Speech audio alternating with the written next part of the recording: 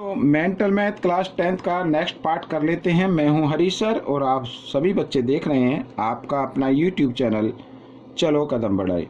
तो बच्चों इस सीरीज में हम करें chapter number first real number. आइए देखते हैं नेक्स्ट क्वेश्चन क्या कहता है। तो question number 31, 6 bells commence tolling together. ठीक है, 6 bells है जो टोलिंग कर रही है टुगेदर, तो इकट्ठी मतलब फर्स्ट टाइम में क्या हुआ है। तो दे टोल एट द इंटरवल, फिर वो इंटरवल मतलब इतने समय के अंतराल के बाद वो टोल कर रही हैं। एक तो 2 सेकंड के बाद जो सेकंड बोला, 4 सेकंड के बाद, थर्ड जो 6 सेकंड के बाद और फोर्थ 8 सेकंड के बाद, इस तरीके से ये टोल कर रही हैं। तो सबसे फिर पूछा इसमें इन 30 minutes how many times do they toll together, कि 30 मिनट में वो कितने टाइम्स करेंगी। तो सबसे पहले हम ये देख लेते हैं कि एक बार तो वो फर्स्ट टाइम टोल किया, फिर उसमें इंटरवल आ गया, तो वो सेकंड टाइम जो टोल करेंगी वो कितने सेकंड के बाद या कितने मिनट के बाद करेंगी, ये हम देख लेते हैं। ठीक है, आइए करना शुरू करते हैं।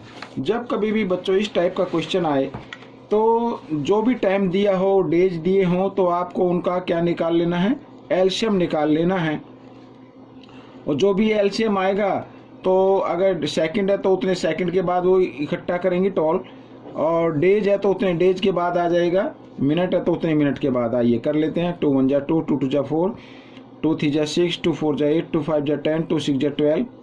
फिर 2 से कर लेते हैं यहाँ पर 2 1 2, 3 यूँ कहीं 2 2 4, 5 यूँ कहीं आ जाएगा, 2 3 6। ठीक है, अब इसको कर लेते हैं 3 से, तो 1 तो आता नहीं, 3 1 3, 2 यूँ कहीं 5 यूँ कहीं 3 1 3। अब हम देख रहे हैं यहाँ पर ये सभी प्राइम नंबर आ चुके हैं, तो इनको अब हम मल्टीप्लाई कर देते हैं। ठीक है, और 5 2 10, 10 3 30, 30 2 60, 60 2 120। तो 120 सेकंड आ गया बच्चों यहाँ पर। और इसके मिनट बना लेते हैं, तो मिनट होंगी 60 सेकंड की, एक 1 मिनट होती है, 160 में सेकंड में 2 मिनट हो जाएंगी। तो ये तो आपको आता ही होगा, इसलिए मैं इसको एक्सप्लेन नहीं करूँगा। तो 2 मिनट में वो टोल टुगेदर करेंगी। एक बार तो फर्स्ट टाइम कर चुकी हैं वो, जो शुरुआत थी, उसके बाद हर 2 मिनट में वो इकट्ठा टोल करेंगी। अब पूछा 30 मिनट में कितना करेंगे, तो 30 मिनट में 2 से इसको डिवाइड कर देते हैं, तो यहाँ पे आ गया 15। तो 30 मिनट में तो 15 टाइम्स करेंगी, लेकिन वो कितना कर चुकी हैं। अब फर्स्ट टाइम भी इसमें किया है तो उसका इसमें ऐड नहीं है, तो उसमें हम 1 ऐड करके इसमें 16 आपका आंसर दे देंगे। 16 टाइम्स वो टोल करेंगे। ठीक है, 30 मिनट में तो हो गया 2, और फर्स्ट टाइम में भी तो किया ना, जब टाइम काउंट नहीं हुआ था तो फर्स्ट टाइम में उसने 1 टाइम्स किया, तो वो 1 इसमें ऐड हो गया। आगे करते हैं क्वेश्चन नंबर यहाँ पर 32 रीड कर लेते हैं। ये देखिए, 3 numbers are in the ratio 3:4:5 and their LCM is, ये एलसीएम दिया हुआ 2400। Find their HCF, HCF find out करना है। बिल्कुल ही इजी क्वेश्चन है बच्चों। इस टाइप का अगर कोई क्वेश्चन आता है देखो तो बहुत ही आसान है, शॉर्ट ट्रिक से मैं बता रहा हूँ। यहाँ पर रेशो है 3:4:5 और एलसीएम गिवन है यहाँ पर 2400। ठीक है, तो सबसे पहले यहाँ पे जो रेशो है इसका एलसीएम निकाल लेते हैं। तो एलसीएम अगर निकाले, क्योंकि तीनों कंटिन्यू नंबर हैं, तो इनको हम क्या करें, मल्टीप्लाई कर देते हैं। 5 4 20, 3 60, तो 60 आ गया। तो हमें एचसीएफ निकालना है, तो एचसीएफ निकालने का तरीका क्या होगा, जो एलसीएम गिवन है बच्चों उसको जो रेशो का एलसीएम आया उससे अगर हम डिवाइड कर दें तो आपका आंसर आ जाएगा। ठीक है, इस तरीके से तो 40 इसका एचसीएफ हो जाएगा। तो बच्चों ये क्वेश्चन भी आपका हो गया है। अब हम करेंगे क्वेश्चन नंबर 33। तो क्वेश्चन नंबर 33 क्या कहता है, देखो यहाँ पर if the adjacent side A and B of a rectangle are in the ratio 3:5 such that the HCF A B का एचसीएफ गिवन है 11। ठीक है, then find the perimeter of the rectangle, perimeter find out करना। ये भी बिल्कुल easy question है। यहाँ पर मैंने पहले भी आपको बताया है, पहले का भाग आप नहीं देखा पार्ट तो वो आप उसको देख लीजिए। और यहाँ पर देखो 3:5 ये है। ठीक है, ये रेशो गिवन है और यहाँ पे 2 नंबर हैं, या ये लेंथ मान लो, ये लेंथ मान लो, ये ब्रेथ मान लो, कोई दिक्कत नहीं है। एचसीएफ है, एचसीएफ गिवन है बच्चों यहाँ पर 11। ए बी का जो एचसीएफ गिवन है वो 11 है। ठीक है, साथ में ए बी लिख देता हूँ, ये ए है ये बी है, इस तरीके से भी आप मान सकते हैं। तो बच्चों मैंने पहले बताया था, तो जो रेशो होता है ना वो सिंपलेस्ट फॉर्म होती है बच्चों, सिंपलेस्ट फॉर्म होती है, ठीक है। और वो यानी किसी टेबल से उसको डिवाइड करके वो सिंपलेस्ट फॉर्म को ही रेशो बोलते हैं। अगर हमें वो नंबर फाइंड आउट करना हो तो इस HCF से, और सिंपलेस्ट फॉर्म होती कैसे है, तो किस नंबर से इसको डिवाइड किया जाता है, HCF से डिवाइड किया जाता है बच्चों। तो HCF यहाँ पर आ गया 11 दिया हुआ है, तो इसको अगर हम 3 को 11 से डिवाइड कर मल्टीप्लाई कर दे, 5 को 11 से मल्टीप्लाई कर दे, तो यहाँ पे जो भी नंबर आएगा वे हमारे ओरिजिनल नंबर आ जाएंगे। ये लेंथ आ गई, ये ब्रेथ आ गई। हमें निकालना पेरीमीटर, ठीक है, पेरीमीटर ऑफ रेक्टेंगल, ये लिख लेते हैं, पेरीमीटर ऑफ रेक्टेंगल। अब इतना करने के बाद आपको क्या करना है, यहाँ पर देखिए फॉर्मूला तो याद होगा, L2 bracket L plus B, तो इन दोनों को 2 और L है अपना 55 मान लीजिए, ये आगे पीछे लिख सकते हैं L B को, कोई दिक्कत नहीं है, इस तरीके से, ठीक है। अब दोनों को ऐड किया तो आ गया 88 और 2 से मल्टीप्लाई कर देते हैं, 2 8 जा 16, 2 8 जा 16 और 1 17। अब इसमें सेंटीमीटर तो था नहीं, तो आप इसको यूनिट लिख सकते हैं बच्चों यहाँ पर, तो ये आपका आंसर आ गया। इस तरीके से आपकी अगर प्रैक्टिस होगी ज़्यादा से ज़्यादा तो आप इसको कर पाएंगे। आगे का क्वेश्चन देखते हैं बच्चों, यहाँ पर क्या कहता है, देखो क्वेश्चन नंबर 34 पे हम आ गए हैं। तो कहता है what is the HCF of smallest 3 digit number obtained using 3 different digit, ठीक है। एक तो यहाँ पर 3 डिजिट का नंबर है, जिसमें स्मॉलेस्ट 3 डिजिट का नंबर है जिसमें 3 डिफरेंट डिजिट हैं, and greatest 2 digit composite number. Composite number वो नंबर होते हैं जिनके 1 के अलावा और भी कॉमन फैक्टर आ जाएं, ठीक है। तो आइए करना शुरू करते हैं। अब सबसे पहले बच्चों यहाँ पर ये क्वेश्चन नंबर है 34, ये मैं लिख लेता हूँ।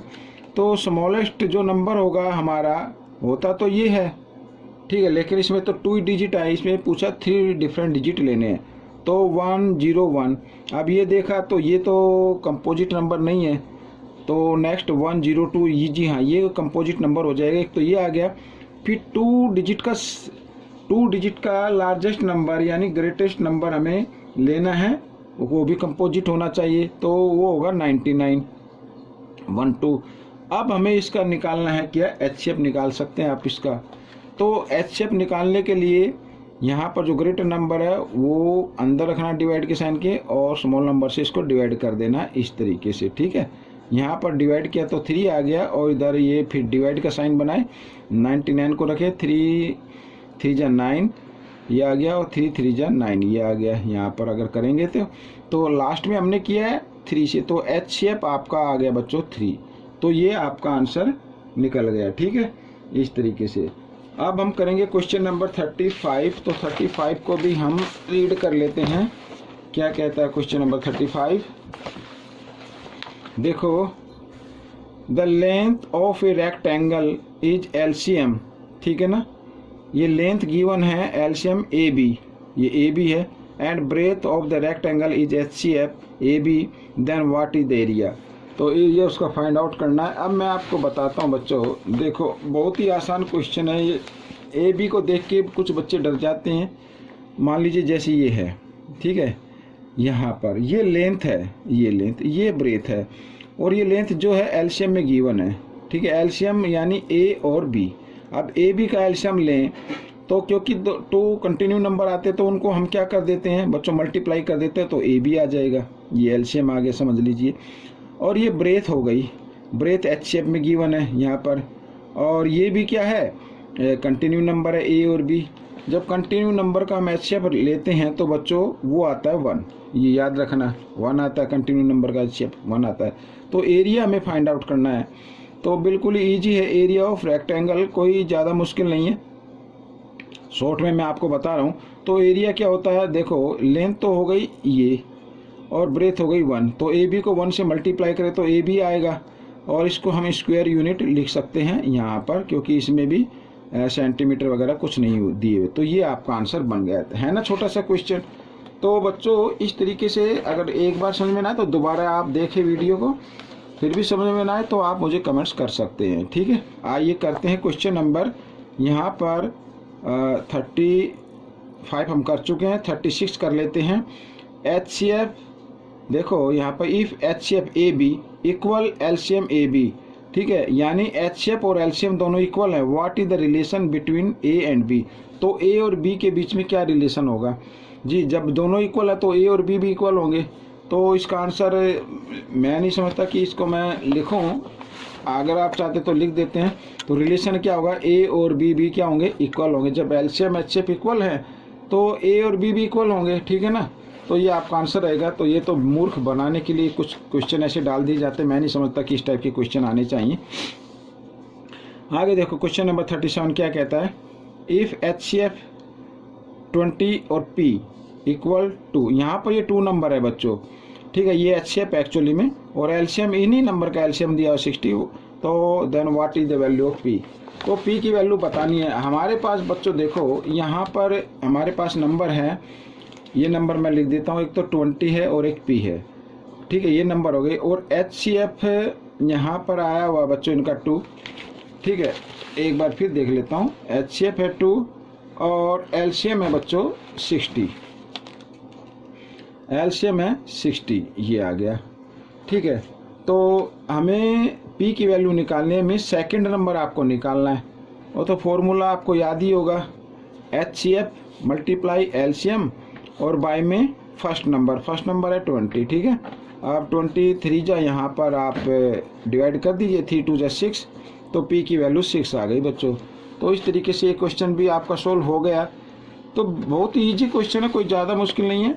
आप देखो क्वेश्चन 38 क्या कहता है, यहाँ पर देखो क्या कहता है, हाउ मच इज रूट के अंदर है ये 180 प्लस 108, रूट के अंदर ये भी 108 ग्रेटर देन √5 प्लस √3। तो ये यानी ये नंबर इस नंबर से कितना ग्रेटर है, ये हमें फाइंड आउट करना है। आइए करना शुरू करते हैं। तो बहुत ही आसान है, पहले मैं इसको लिख लेता हूँ यहाँ पर बच्चों,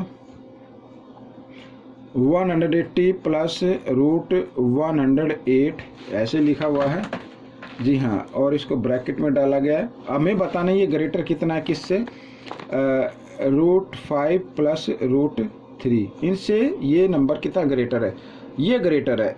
अब ये ग्रेटर है तो हम क्या करेंगे, इसमें से इसको माइनस कर देंगे तो आपको मालूम हो जाएगा कितना ग्रेटर है। तो पहले इसके फैक्टर कर लेते हैं, ठीक है।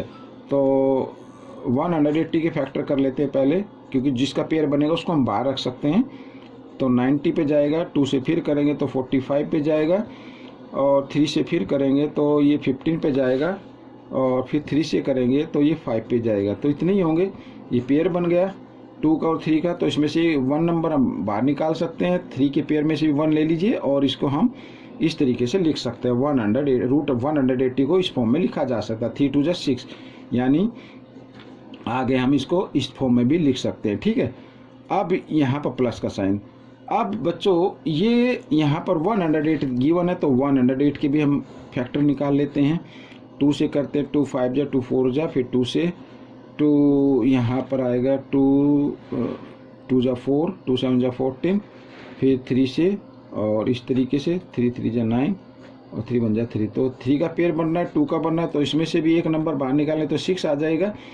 2 इसमें से आ गया, 3 इसमें से आ गया, 3 2 जा 6 हो गया। तो शॉर्ट में लिख रहे हैं इसको थोड़ा सा, तो ये आ गया। अब मैंने कहा था कि इसमें से इसको तो रहने देते हैं, इसमें से अगर हमें इसको माइनस कर देना है √5, और अब ये माइनस का साइन लग गया इसके सामने, ठीक है ना। और जब फर्स्ट नंबर का साइन चेंज होता है तो अंदर का साइन भी चेंज हो जाता है, तो ये -√3, इस तरीके से हम इसको लिख लें। तो बच्चों अब देखो 1√5 इधर है, 6 इधर है, तो 5√5 बचा इधर, और इधर भी क्या बचा, 6√3 में से 1√3 माइनस कर दें तो 5√3 बचेगा, ठीक है। और 5 इसमें से आप चाहे तो कॉमन निकाल के लिख सकते हैं इस तरीके से। तो ये आपका आंसर हो जाएगा, ये आपका आंसर आ गया, ठीक है, इस तरीके से। आइए करते हैं नेक्स्ट क्वेश्चन, क्वेश्चन नंबर 39। अब बच्चों देखो यहाँ पर 39 क्या कहता है उसको रीड कर लेते हैं, और इसको देखो, a number which when divided by a divisor leaves remainder 23, यानी एक नंबर को किसी भी डिवाइजर से डिवाइड किया जाता है तो 23 रिमाइंडर आता है। व्हेन ट्वाइस द नंबर, जब उसी नंबर के ट्वाइस को is divided by the same divisor, same divisor से डिवाइड किया जाता है तो रिमाइंडर 11 आता है। व्हाट इज डिवाइजर, डिवाइजर बताना कितना है। ठीक है, तो बच्चों यहाँ पर अब मैं आपको बता देता हूँ, देखो शॉर्ट से बताऊंगा मैं बिल्कुल। ये देखो, मान लीजिए हमारे पास ये नंबर है, कोई भी नंबर है n है, ये कब आता है, जब यहाँ पर हम मान लीजिए p, देखो इसको इस तरीके से, ठीक है, यहाँ पर कोई नंबर है, यहाँ भी कोई नंबर है, इधर आंसर आ गया, इधर रिमाइंडर आ गया, तो ये नंबर कब आ गया, ये हमने n माना है। अगर इन दोनों को मल्टीप्लाई कर दे, यानी इसको एक को p मान लो, एक को q मान लो, ठीक है, और प्लस रिमाइंडर, तो तभी तो आएगा ना ये। ठीक है, लेकिन इसमें ये कहा है कि रिमाइंडर कितना रहता है, ये नंबर होता है, और क्वेश्चन कहता है रिमाइंडर इसमें रहता है कितना 23, यानी कि n इक्वल, अगर इन दोनों को मल्टीप्लाई करते हो रिमाइंडर कितना आता है 23 आता है। एक तो ये इक्वेशन हो गई। इसमें फिर ये कहा है कि अगर इस नंबर का जो डबल होता है, इसका हमने डबल कर दिया, ठीक है, नंबर का डबल कर दिया, तो ये भी ये भाई नंबर तो यही है ना, ये डबल हो जाएगा इस तरीके से, और 23 का भी डबल हम सीधा लिख दे 46 हो जाएगा। तो अगर ये नंबर का डबल कर दें और उसी डिवाइजर से इसको डिवाइड करें, ठीक है, उसी से इसको डिवाइड करें, तो रिमाइंडर कितना आता है 11, रिमाइंडर कितना आता है 11। अब क्या करना है आपको, अब इस डायरेक्ट आप इस जो सेकंड रिमाइंडर है इसको इस डबल में से माइनस कर दें, ये 35 आपका आंसर आ जाएगा। आप इस टाइप के क्वेश्चन की प्रैक्टिस कर सकते हैं, कहीं से भी मिले तो आप इसी फॉर्मूले से कीजिए, आपका आंसर निकलेगा। ठीक है, यहाँ पर क्वेश्चन 40 क्या कहता है, इफ 7 की पावर 3, यहाँ पर ये नंबर आप देख रहे हैं इक्वल 7 और बाई में यहाँ पे 7x भी है, then what is the value of x, x की वैल्यू आपको फाइंड आउट करनी है। बहुत ईजी क्वेश्चन, आइए करना शुरू करते हैं। तो यहाँ पर ये देखिए क्वेश्चन, अब इस टाइप का क्वेश्चन आता है, मैं आपको शॉर्ट ट्रिक से बताता हूँ। आपको करना क्या है, यहाँ पर सभी में 7 की पावर 3 है, तो 7 की पावर 3 को कॉमन ले लीजिए, ब्रैकेट डालिए। अब सभी की जगह 1 रह गए, इधर भी 1 बचा, जहाँ पर भाई कुछ नहीं रहता वहाँ पे 1 रहता है, तो 1 इधर 1 इधर 1 इधर, यानी 7 टाइम्स, या 7 लिख सकते हैं आप इसकी जगह, और यहाँ पे 7x और इक्वल 7 इस तरीके से। ठीक है, अब या तो बच्चों इस 7 को 7 से कैंसिल कर दो, 7 के इक्वल आ गया, x 3 के इक्वल आ गया, इस तरीके से कर सकते हैं। या फिर आप आगे एक स्टेप और कर सकते हैं, यानी x इक्वल 3 के आ जाएगा, ये x की वैल्यू आ जाएगी। या फिर आप एक काम और कर सकते हैं, 7 की पावर 3 इंटू 7 लिख सकते हैं ऐसा, और ये 7x को हम इक्वल के साइन से इधर लाते हैं, इधर डिवाइड की फॉर्म में इधर आकर ये मल्टीप्लाई की फॉर्म में आ गया इस तरीके से। तो ये 7 से तो ये 7 काट दीजिए, कैंसिल हो गया। यहाँ पर 7 के इक्वल आ रहा है, ठीक है, तो x 3 के इक्वल आ रहा है, तो आप इस तरीके से भी इसको कर सकते हैं। तो बच्चों ये क्वेश्चन आपका सोल्व हो गया। हम मिलेंगे हम नेक्स्ट पार्ट में, तब तक आप प्रैक्टिस करते रहिए और दूसरों को सिखाते रहिए। वीडियो देखने के लिए धन्यवाद।